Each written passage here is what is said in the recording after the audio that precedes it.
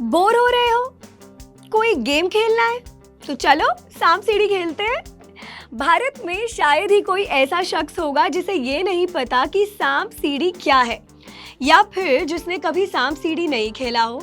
और मैंने तो देखा है कि कुछ लोग इस गेम को लेकर इतने ज़्यादा इमोशनल होते हैं कि they just can't take it कि उनके अलावा कोई और ये गेम जीत रहा हो। पर क्या आप जानते हैं सांप सीढ़ी खेल से जुड़ी ये इंटरेस्टिंग फैक्ट? हाय एवरीवन, मैं हूं नवमी और आप देख रहे हैं अनकट। सांप सीढ़ी खेलना हम सभी बहुत पसंद करते हैं, तो इसीलिए ये कहना कि ये सिर्फ बच्चों का गेम है थोड़ा गलत होगा।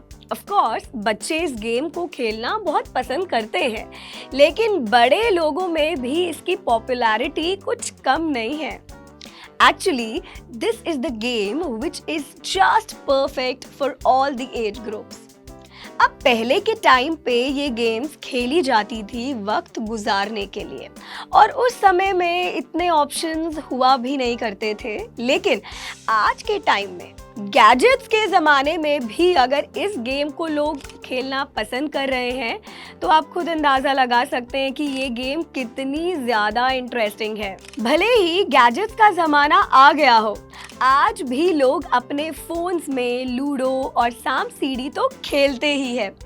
एक्चुअली लूडो और सांप सीढ़ी को इसीलिए भी बहुत पसंद किया जाता है क्योंकि ये माना जाता है कि इनसे ब्रेन की एक अच्छी खासी एक्सरसाइज हो जाती है।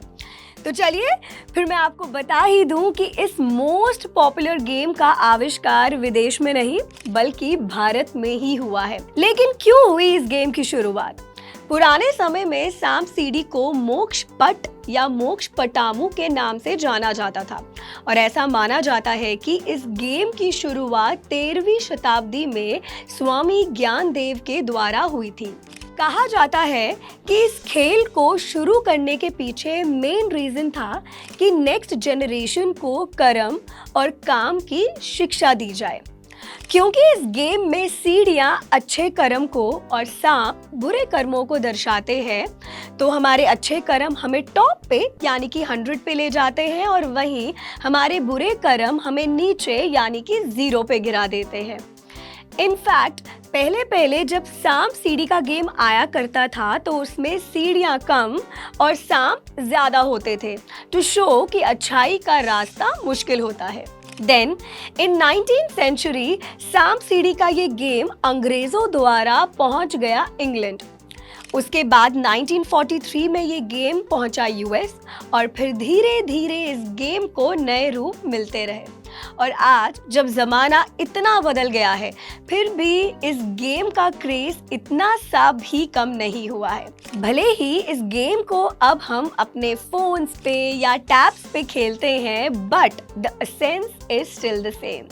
तो ये तो मैंने बताए आपको सांप सीढ़ी गेम के बारे में कुछ इंटरेस्टिंग फैक्ट्स, लेकिन इसके अलावा अगर कोई और फैक्ट है जो आप शेयर करना चाहते हैं अबाउट दिस गेम, तो हमें कमेंट्स में ज़रूर बताइए। और साथ ही सांप सीढ़ी गेम से जुड़ी आपकी सबसे फेवरेट मेमोरी क्या है, वो भी हमें बताइए। एंड देखते रहिए अनकट।